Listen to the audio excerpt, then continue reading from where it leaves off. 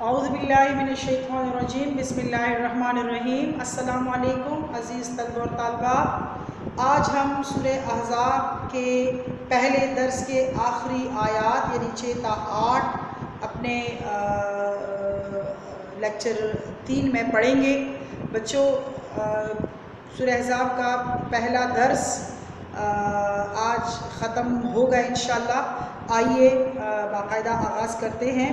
اعوذ باللہ من الشیطان الرجیم، بسم اللہ الرحمن الرحیم۔ النبی اولیٰ بالمؤمنین من انفسہم وازواجہ امہاتہم واولی الارحام بعضهم اولیٰ ببعض فی کتاب اللہ من المؤمنین والمہاجرین الا ان تفعلوا الی اولیائکم معروفا۔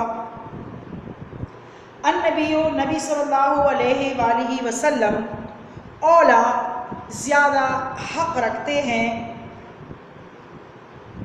بالمؤمنین مومنوں پر، من انفسہم ان کی جانوں سے، وازواجہ اور آپ صلی اللہ علیہ وآلہ وسلم کی بیویاں، امہاتہم ان کی مائیں ہیں، امہاتہم ان کی مائیں ہیں۔ کن کی مائیں ہیں؟ مومنوں کی مائیں ہیں، امت کی مائیں ہیں۔ وَأُولُو الْأَرْحَامِ اور رشتہ دار، بعضهم اولیٰ ببعض زیادہ حقدار ہیں بعض ایک دوسرے کے، فی کتاب اللہ اللہ تعالیٰ کی کتاب میں، من المؤمنین سب مومنوں، والمہاجرین اور مہاجروں سے، الا مگر، ان تفعلوا یہ کہ تم کرو، الی اولیائکم اپنے دوستوں کے ساتھ، معروفہ نیکی۔ کان ذالک ہے یہ، فی الکتاب اللہ تعالیٰ کی کتاب میں، مذکورہ لکھا ہوا۔ اس آیت میں اللہ تعالیٰ فرماتے ہیں نبی صلی اللہ علیہ وآلہ وسلم مومنوں پر ان کی اپنی جانوں سے بھی زیادہ حق رکھتا ہے، اور آپ صلی اللہ علیہ وآلہ وسلم کی بیویاں ان کی مائیں ہیں، اور خونی رشتہ دار کتاب اللہ کی روح سے آپس میں زیادہ حق اور تعلق رکھتے ہیں بنسبت دیگر مومنوں اور مہاجرین کے۔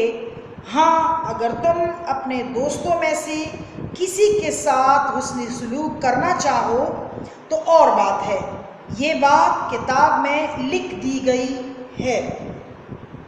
بچوں، ذرا اس آیت کا شان نزول اور تفسیر میں آپ لوگوں کو بتا دوں۔ بچوں، النبی اولیٰ بالمؤمنین من انفسہم میں اللہ تعالیٰ فرماتے ہیں کہ نبی صلی اللہ علیہ وآلہ وسلم مومنوں پر ان کی جانوں سے بھی زیادہ حق رکھتے ہیں۔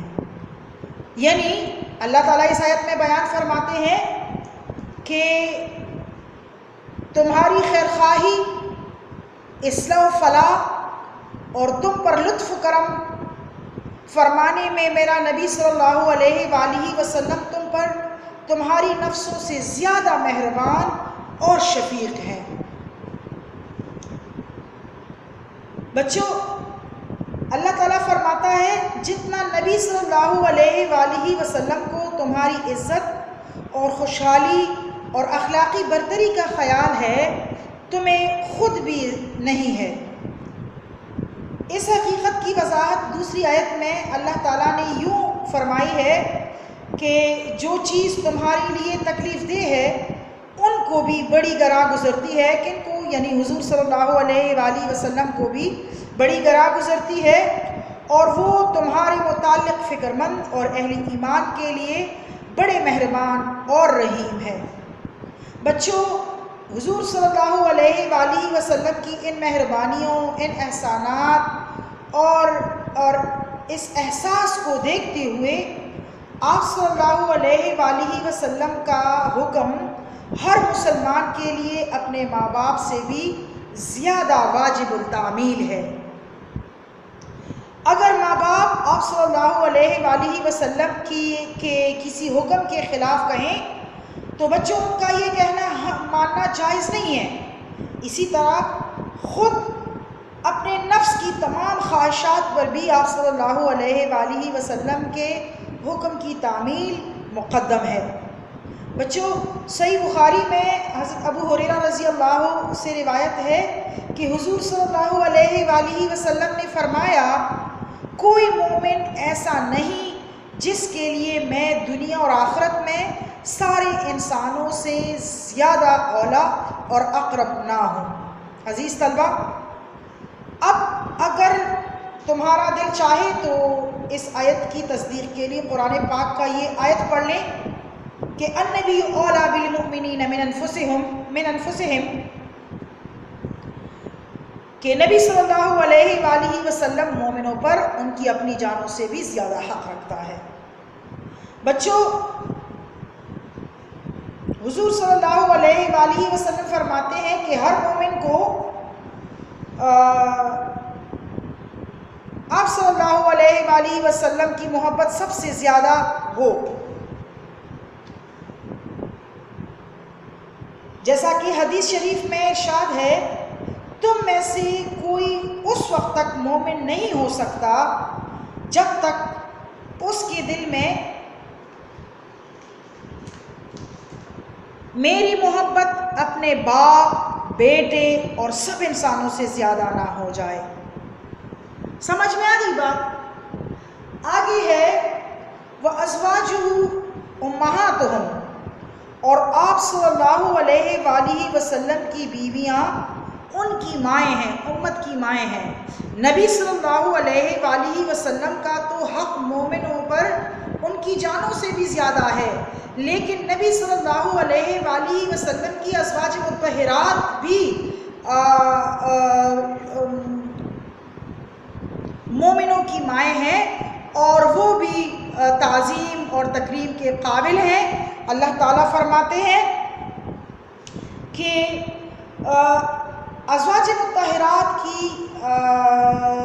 جو ہے وہ مومنوں کی مائیں ہیں، اور اللہ تعالیٰ نے فرمایا وَأَزْوَاجُهُ أُمَّهَاتُهُمْ، اللہ تعالیٰ ازواج مطہرات کی بڑی عزت افزائی فرمائی ہے۔ فرمایا نبی صلی اللہ علیہ وآلہ وسلم کی بیویاں مومنوں کی مائیں ہیں۔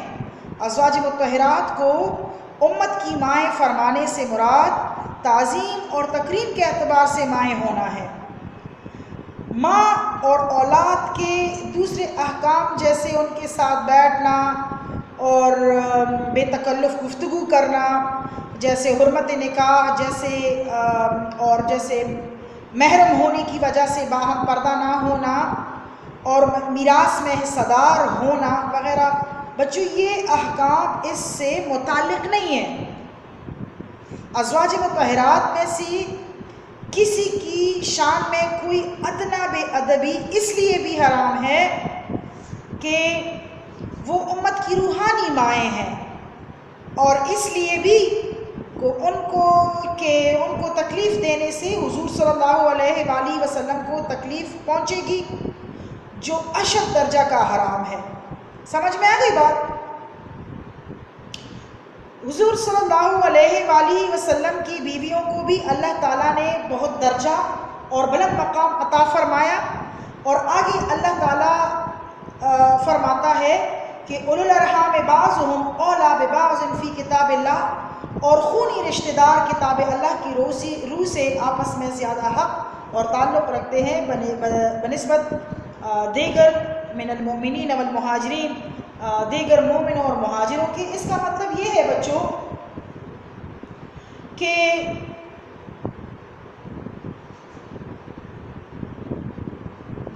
خونی رشتہ دار کتاب اللہ کی روح سے آپس میں زیادہ حق اور تعلق رکھتے ہیں بنسبت دیگر مومنوں اور مہاجرین کے۔ مطلب یہ ہے کہ رسول صلی اللہ علیہ وآلہ وسلم اور آپ صلی اللہ علیہ وآلہ وسلم کی ازواج کا تعلق مومنین امت سے اگرچہ اس درجہ ہے کہ ماں باپ سے بھی مقدم اور بڑھ کر ہے، مگر میراث کے احکام میں اس کا کوئی دخل نہیں ہے، بلکہ میراث نسبی اور قریبی رشتوں کی بنیاد پر ہی تقسیم کی جائے گی، جس طرح کہ آیت میں فرمایا کہ خونی رشتہ دار کتاب اللہ کی روح سے زیادہ حق اور تعلق رکھتے ہیں ایک دوسرے کے۔ بچوں، شروع اسلام میں ایمانی اور روحانی رشتہ کی بنیاد پر میراث کی تقسیم اور حصہ داری تھی، کیونکہ ہجرت کے بعد رسول اللہ صلی اللہ علیہ وآلہ وسلم نے مہاجرین اور انصار کے درمیان مواخات کرا کر ان کے باہم وراثت جاری فرمائی۔ سمجھ میں آ گئی بات؟ رسول اللہ صلی اللہ علیہ وسلم نے مہاجرین اور انصار کے درمیان مواخات کرا کر ان کے باہم وراثت جاری ہونے کا حکم دیا تھا۔ بچوں، آپ کو یاد ہوگا کہ ہم نے پڑھا کہ مہاجرین اپنا گھر بار سارا سامان چھوڑ کر خالی ہاتھ مدینہ آئے تھے۔ ان کی اپنی کوئی آمدنی نہیں تھی۔ حضور صلی اللہ علیہ وآلہ وسلم نے انصار اور مہاجرین میں بھائی چارے اور اخوت کا سلسلہ جاری کیا۔ حضور صلی اللہ علیہ وآلہ وسلم نے اس نظام کے تحت، اس بھائی چارے اور مواخات کے نظام کے تحت تمام مسلمانوں کی تربیت کی اور مواخات کا رشتہ قائم کیا۔ مدینہ کے انصار نے مہاجرین کو اپنی جائیداد میں حصہ دار بنایا۔ بھائی کی حیثیت سے اپنے مہاجر کا اپنے دینی بھائی انصار کی آمدنی اور جائیداد میں حصہ مقرر تھا۔ انصار نے جس جذبے اور پیار کے تحت مہاجرین کو اپنے ساتھ ملایا، بچوں، ویسی مثال پوری انسانی تاریخ میں کہیں نہیں ملتی۔ محبت کا جو رویہ انصار نے مہاجرین کے ساتھ اپنایا وہ سگے خون کے رشتوں سے بھی بہت آگے کا درجہ تھا بچوں۔ لیکن اب اس آیت نے وہ رشتہ اور اس حکم کو منسوخ کر دیا جو شروع اسلام میں اور جو ابتدائی ہجرت کے دنوں میں حضور صلی اللہ علیہ وآلہ وسلم نے مواخات کرا کر جاری فرمایا تھا۔ اس آیت نے اس حکم کو منسوخ کر دیا اور اس حکم کو ناسخ کر دیا کہ خونی رشتہ دار کتاب اللہ کی روح سے آپس میں زیادہ حق اور تعلق رکھتے ہیں، اگرچہ پہلے مہاجرین اور انصار آپس میں وراثت میں حصہ دار تھے۔ سمجھ میں آ گئی بچوں؟ ہاں، آگے ہے الا ان تفعلوا الى اولیائکم معروفا۔ ہاں، اگر تم اپنے دوستوں میں سے کسی کے ساتھ حسن سلوک کرنا چاہو تو اور بات ہے۔ یہ بات کتاب اللہ میں لکھ دی۔ اللہ تعالیٰ نے فرمایا یعنی وراثت تو صرف اور صرف رشتہ داری کے تعلق سے ملے گی۔ اب اس آیت کے نزول کے بعد غیر رشتہ دار وارث نہیں ہوگا مگر ایمانی اخوت کی بنا پر جن لوگوں سے تعلق ہو ان کو کچھ دینا چاہو تو اس کا بہرحال اختیار ہے مالک کو، یعنی وہ اپنی زندگی میں بطور ہدیہ اور تحفہ ان کو کچھ دے سکتے ہو اور موت کے بعد بھی ان کو وصیت کر سکتے ہو۔ ٹھیک ہے، وراثت صرف اور صرف خونی رشتہ داروں میں تقسیم ہوگی، لیکن مالک کو اختیار ہے کہ وہ کسی کو کچھ بطور ہدیہ بطور تحفہ دے لے، اور یہ اللہ کی کتاب میں موجود ہے۔ یہ ایک وراثت کا ایک نیا حکم ہے۔ آگے ہے بچوں وَإِذْ أَخَذْنَا مِنَ النَّبِيِّينَ مِيثَاقَهُمْ وَمِنْكَ وَمِن نُوحٍ وَإِبْرَاهِيمَ وَمُوسَىٰ وَعِيسَىٰ ابْنِ مَرْيَمَ وَإِذْ أَخَذْنَا، اور جب ہم نے لیا من النبیین تمام نبیوں سے، میثاقہم عہد ان کا، ومن کا اور تم سے کس سے؟ آپ صلی اللہ علیہ وآلہ وسلم سے بھی لیا عہد، ومن نوح اور نوح علیہ السلام سے، وابراہیم اور ابراہیم علیہ السلام سے، وموسیٰ اور موسیٰ علیہ السلام سے، وعیسیٰ ابن مریم اور عیسیٰ بن مریم علیہ السلام سے ہم نے عہد لیا، وَأَخَذْنَا اور ہم نے لیا، اللہ فرماتا ہے اور ہم نے لیا منہم ان سے میثاقا غلیظا، عہد بڑا پختہ، بڑا پکا اور مضبوط عہد ہم نے لیا۔ اس آیت کا ترجمہ: اور اس وقت کو یاد کرو جب ہم نے تمام نبیوں سے اور آپ صلی اللہ علیہ وآلہ وسلم سے اور نوح علیہ السلام سے اور ابراہیم علیہ السلام سے اور موسیٰ علیہ السلام سے اور عیسیٰ ابن مریم علیہ السلام سے عہد لیا تھا، اور ان سے عہد بھی لیا تو خوب پکا لیا۔ بچوں، وہ عہد کون سا تھا؟ وہ عہد یہ تھا کہ صاحب وحی اپنی وحی کا اتباع اور غیر صاحب وحی کو صاحب وحی کا اتباع کرنا واجب ہے۔ وہ عہد کیا تھا؟ یہ عہد انبیاء علیہ السلام سے نبوت و رسالت کے فرائض ادا کرنے اور ایک دوسرے کی تصدیق اور مدد کرنے کا عہد تھا۔ مطلب ایک نبی کے ہوتے ہوئے اگر دوسرا نبی آ جائے تو پہلے والے احکام وہ منسوخ ہوں گے، اور جو نیا نبی نئے احکام اور نیا شریعت ساتھ لے کر آئے تو وہ ناسخ ہوں گے۔ اللہ تعالیٰ نے ان انبیاء سے عہد، یہ تمام انبیاء سے عہد لیا، لیکن ان پانچوں کا ذکر اللہ تعالیٰ نے خاص طور پر فرمایا نام لے کر کہ ہم نے عہد لیا کہ تم ایک دوسرے کی تصدیق کرو گے اور ایک دوسرے کا عہد کرو، ایک دوسرے کی مدد کرو گے۔ سمجھ میں آ گئی بات؟ ایک اور روایت میں اس عہد انبیاء میں یہ بھی شامل تھا کہ وہ سب اس کا بھی اعلان کریں کہ محمد رسول اللہ لا نبی بعدہ، یعنی محمد صلی اللہ علیہ وآلہ وسلم اللہ تعالیٰ کی رسول ہیں اور خاتم النبیین ہیں، اور آپ صلی اللہ علیہ وآلہ وسلم کے بعد کوئی نبی نہیں آئے گا۔ اور اللہ تعالیٰ نے فرمایا ہم نے اپنے تمام انبیاء سے اور ان 5 نبیوں سے خاص طور پر بڑا پختہ عہد لیا۔ سمجھ میں آ گئی بات؟ آگے ہے لیسأل الصادقین عن صدقہم وأعد للکافرین عذابا علیما۔ لیسأل، تاکہ وہ پوچھے، کون پوچھے؟ تاکہ اللہ تعالیٰ پوچھے، سوال کرے، صادقین سچوں سے، عن صدقہم ان کی سچائی کے متعلق، وأعد اور اس نے تیار کیا ہے، اللہ تعالیٰ نے تیار کر رکھا ہے، للکافرین کافروں کے لیے، عذابا عذاب، علیما دردناک۔ اللہ تعالیٰ نے فرمایا اس لیے کہ پھر تاکہ صادقوں سے، سچوں سے ان کی سچائی کا امتحان لے، اور اس نے نہ ماننے والوں کے لیے دردناک عذاب تیار کر رکھا ہے۔ اللہ تعالیٰ نے فرمایا تمام انبیاء سے عہد لیا کہ تم کہ تم اللہ تعالیٰ کی وحدانیت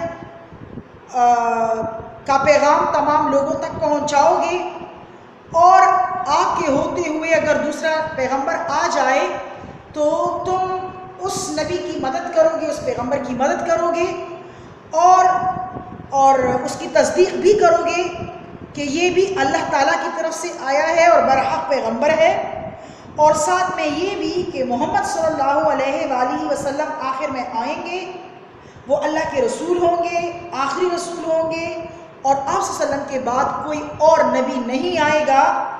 سو اللہ تعالیٰ نے فرمایا میں نے یہ عہد لیا نبیوں سے کہ وہ امت تک پہنچائے، تو جو لوگ صدق دل سے ان پر ایمان لے آئیں اور ان احکام کو فالو کریں، اللہ تعالیٰ نے فرمایا ان کے لیے درجات ہیں، اور ان کو تو اللہ تعالیٰ اپریشیٹ کرے گا قیامت کے دن۔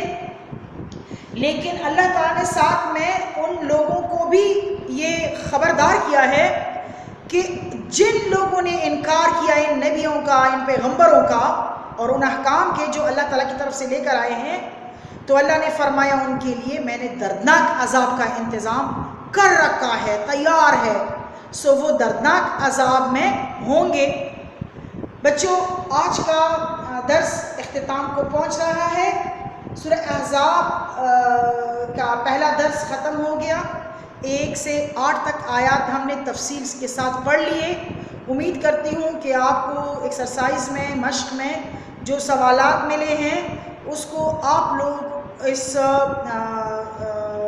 قابل ہو چکے ہوں گے کہ اس کے جوابات آپ خود لکھ سکیں گے انشاءاللہ۔ کل سے انشاءاللہ ہم نئے درس کا آغاز کریں گے۔ شکریہ، والسلام۔